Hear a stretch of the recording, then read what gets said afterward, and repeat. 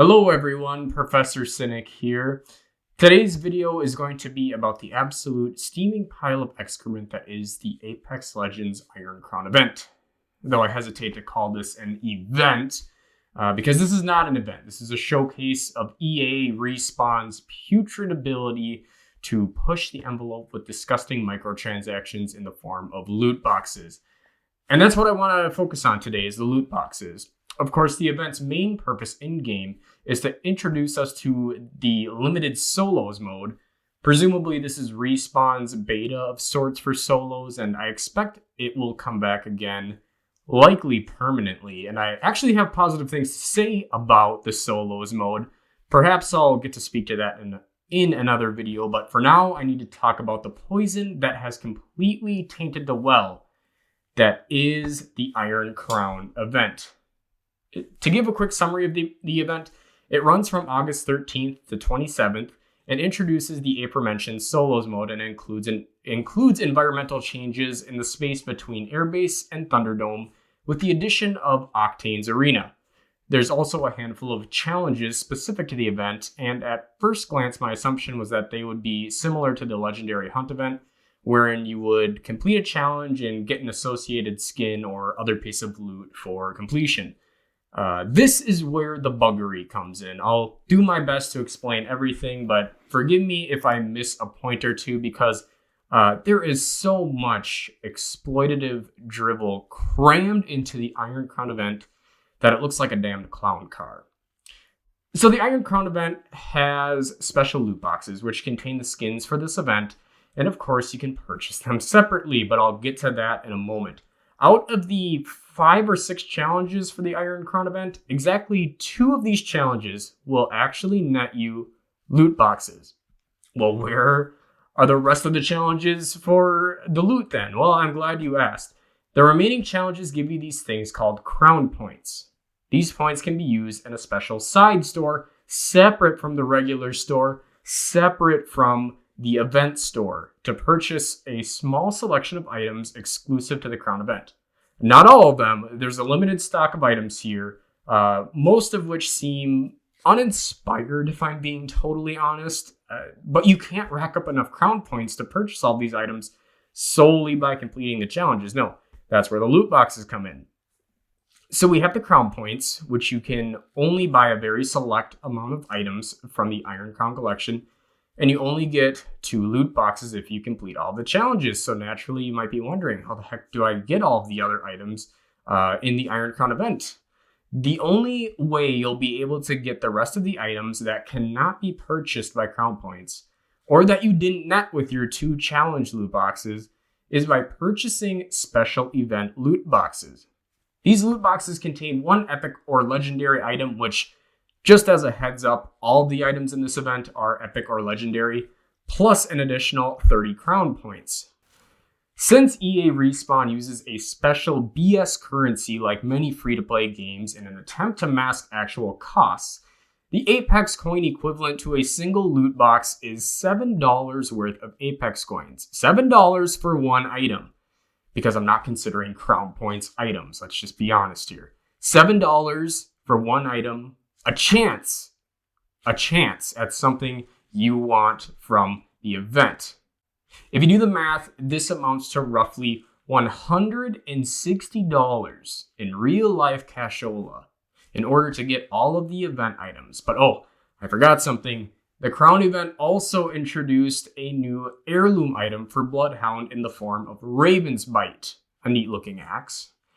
And this is where things descend into complete addiction-fueled madness. Did you think $160 to complete a collection from a 2-week event was a bit nutty, even loony, some might say? I sure did.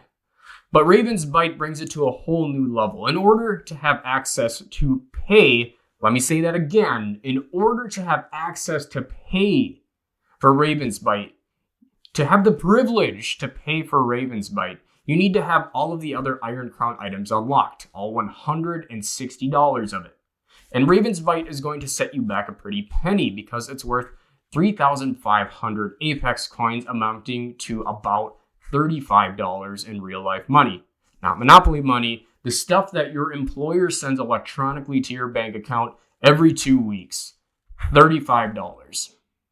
For those crackshot math whizzes out there, you figured out that to get everything from this event, you're going to need about $200. 200. Completely unbelievable. And as I was writing up my notes for this, it turns out that there is a slight restructuring of options for acquiring the event skins. There were numerous threads on the Apex Legends subreddit filled to the brim with people upset with how this event has been going down. Respawn responded with a new thread detailing the changes. I'm not going to read it word for word, but I'll put a link in the description to the update thread. Long story short, they apologized for breaking their promises about fair microtransactions and how this was a learning experience for them.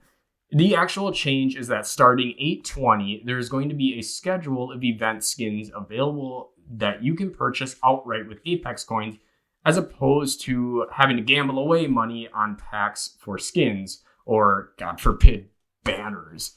The skins will cost 1,800 Apex coins apiece, which equates to roughly a whopping $18 per skin. This whole event is so thoroughly shrouded in EA-scented douchebaggery that I really don't know where to begin unpackaging this. I feel that in general, this whole event just comes off as a cynical cash grab, and it seems that, at least from the Reddit threads, I understand not always the most reliable source of knowledge, people have the same feeling as I. This isn't an event to get people excited about Apex or give the players a nice little change-up. No, it's a way to milk as much money as possible out of players in the form of exploitative gambling mechanics, because that's what they are. It's gambling. You're spending money on something in the hopes of getting a reward for which you have no guarantees of getting. It's gambling, for Christ's sake. But if you ask someone at EA, they'll tell you it's surprise mechanics, so who knows. Let's start with the loot boxes themselves. They are ridiculously priced, $7 for one loot box, and since you only get one real item out of it, you may drop $7 and get that lifeline skin you really were gunning for, or perhaps get a total crap banner for a character you don't play anyway. I have zero patience when it comes to loot boxes. I used to be a little more lenient with them, but now I fully detest them, especially because they take advantage of techniques used at casinos to get people excited and willing to gamble away their life savings. The bright flashing lights, the thunderous boom of the Apex pack hitting the ground and exploding, the suspense of waiting to see what items you get. It's all there. I'm not going to make up excuses for it because it is inexcusable. Then we have Raven's Bite, $35 to get an axe. Now, it's not personally an item I care about, but the price point is ludicrous. $35 for one cosmetic item. And in my opinion, perhaps even worse than the loot boxes themselves is the fact that Raven's Bite is a fee-to-pay mechanic. You heard me right. I didn't say free to play. I said fee to pay. I'm not the first person to use this terminology, but essentially it's this. It's when a game has a mechanic that says, hey, we see you like this thing and want to buy this thing. In order to have access to buy this thing with real money, of course, you're going to have to spend money on these things to have the privilege to spend more of your money on this thing. And that's what this is. If you want to get Raven's Bite, you need to first spend $160 unlocking everything else to have the honor to spend more money on Raven's Bite. How absolutely bonkers is that? Let's go through a scenario, shall we? Let's say you've got a picnic and you've been tasked with picking up hot dogs and buns. All right, simple enough. You walk into the grocery store, grab some hot dogs, then you go and grab the buns. A store clerk bars you from grabbing the buns. Surprised, you ask, excuse me, what's going on here? The store clerk informs you, well, I notice you want to purchase these buns, and that's great. We'd love to take your money for these buns, but you haven't quite unlocked the ability to purchase the buns yet. Confused, you reply, well then, what do I need to purchase to get these buns? The store clerk smiles. Yes, of course. If you'd like the ability to purchase the buns, you first need to walk down to our personal health section and purchase a bottle of KY personal body lubricant. Once you have proof that the KY personal body lubricant was indeed purchased, you can show this proof to me and I shall allow you access to spend more money on the buns. You feel a bit confused. Why can't I just buy the buns alone? What does KY personal body lubricant have to do with this transaction? But you've got a picnic to get to, for God's sake. So you agree with the silly conditions. You purchase the KY personal body lubricant and show it to the store clerk, who then allows you to grab the buns. You then check out with the hot dogs, buns, and KY personal body lubricant, and the cashier gives you a wink with the presumption that you're going to have a fun night. Now, I know this isn't the perfect analogy. Analogies are never perfect, but when you take the Ravens bite scenario out of the digital world and apply it to a real world scenario, it looks pretty damn idiotic, doesn't it? This is EA Respawn reaching the ultimate tier of monetization quackery, making you pay for things for the ability to pay for things. Say it with me again, making you pay for things for the ability to pay for things.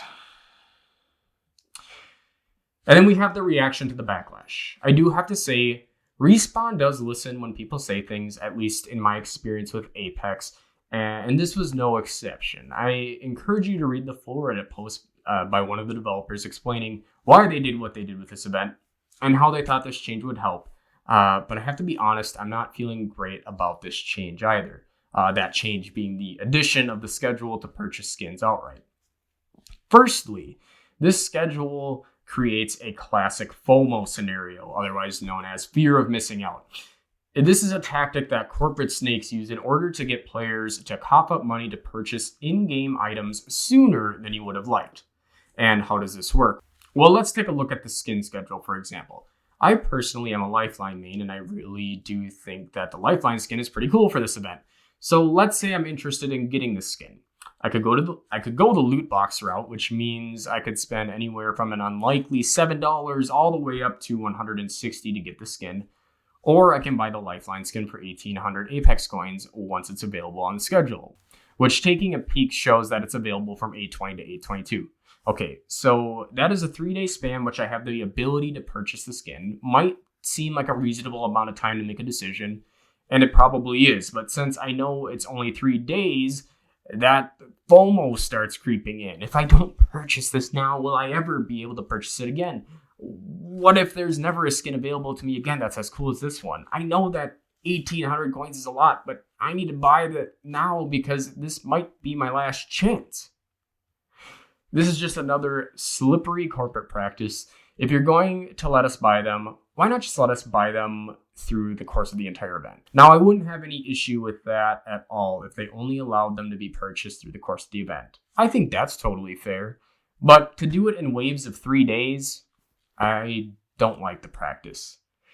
And second, and perhaps the most egregious problem with the change, is the price.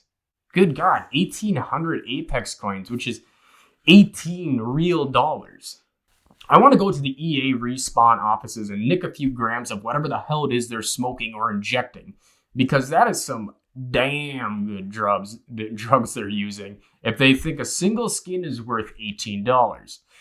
And here's the thing, I don't want to forget the fact that these are actually really well done skins, and I'm sure a bunch of artists put a lot of heart into making these things. I have no doubts about that, and the skins do have worth. Hell, even I'd consider buying some for my characters that I regularly play, but at $18 for just one? I can't do it. That's egregious, and this is clearly a case of EA Respawn going whale hunting, and I don't really want to go in depth on that topic, but whales are individuals who spend large sums of money on microtransactions, so you can infer what whale hunting is. But why do that? Why not price the skins at a reasonable amount so that instead of relying on a small pool of whales to buy things, you can have a large pool of players making smaller purchases? If these skins were, say, I don't know, $5 each, I'd buy the Lifeline skin in a heartbeat. Hell, I'd buy 4 or 5 skins at that price. But because of the loot boxes, the egregious skin prices, they will get exactly $0 from me out of this event. And that's a damn shame. And you know why? Apex is a good game. This is a really good game. It's one of the best games I've played in years. I haven't been gripped with a game like this since my World of Warcraft days, probably. I know, I checked my playtime and I have around 750 hours in. I play this a lot. I would love to thank the developers for their work by throwing some money their way. And I did so by purchasing the Battle Pass, but I'd be willing to do more if it was a good value proposition.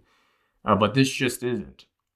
It is a flat out terrible value to get one skin for $18 or like a chance at a skin maybe for $7. And I know what the response will be by many to this. It's just cosmetic items. You don't need to buy them if you don't want to. And I will concur to a point. Yes, they are cosmetic items. You don't need to purchase them to play the game, and purchasing them will not give you a competitive advantage. But my fear is that we've already become so complacent with predatory microtransactions like loot boxes that they're just going to be accepted as the norm. And because they've got us used to seeing these in games, what's going to be the next action to bilk gamers for everything they're worth? I think that the frog in a boiling pot is the perfect analogy here. For those who haven't heard of this before, it's just a little story to illustrate a point. A hypothetical frog jumps into a pot of water that is sitting on the stovetop. The water is a little bit warm, even downright comfortable for the frog, but then the heat is slowly turned up. As the heat increases, the frog really doesn't notice. He doesn't pudge. Eventually, the water turns to a rolling boil, and it's killed without ever having thought of jumping out of the water to save itself. The moral of the story is that small incremental changes are difficult to notice. This is what's happening with monetization in the gaming industry. I remember seeing loot boxes when Overwatch first came out and thought, this is absolutely ludicrous. They want me to pay real money for a chance at some items I might want? This is insane. But guess what? Over time, they've become regular, more pervasive in our games. And now when I see loot boxes, it elicits an eye roll and, of course, loot boxes in this game from me. So even I've accepted them to a degree. But how do we stop this? How do we prevent the water from heating up? I'm afraid that the water may already be boiling. But do you know what will keep companies from putting loot boxes in games? It isn't a nasty Reddit post. It isn't a pissy tweet. It isn't a death threat to developers, which, by the way, it shouldn't have to be said, but that's never a reasonable response for anything, ever. Do you want to know how this madness can be stopped? This right here. Vote with your wallet. You can go on and on about how you don't like microtransactions in your games, but then if you turn around and buy a bunch of loot boxes, the developers don't care, because what you've done is said, I don't like microtransactions in my games, but not enough to not play your game and also buy those microtransactions that I just got done telling you I don't like. But again, not enough to not purchase some. At the end of the day, making video games is a business. Yes, we want to romanticize it and say it's all about art and the players, but frankly, it's not. There wouldn't be a huge industry like there is if there wasn't money to be made. But you have a lot of power when you decide to use or withhold this thing. Consent by transaction. By purchasing those microtransactions, you are giving developers consent to continue putting them in games. Personally, I won't be purchasing any items from this event. I'd love to. I really would like to buy that Lifeline skin because it's really neat. But I just can't support these practices. The loot boxes, the egregious pricing of skins. I can't do it. And this is the part of the video where I want to hear from you. Have you played the Iron Crown event? What do you think of the microtransactions? Was the EA respawn changes to the event enough to change your mind? Let me know in the comments section below. Keep things civil. Folks, that's going to do it for me. As always, I remind you to be cynical, and I'll catch you in the next video.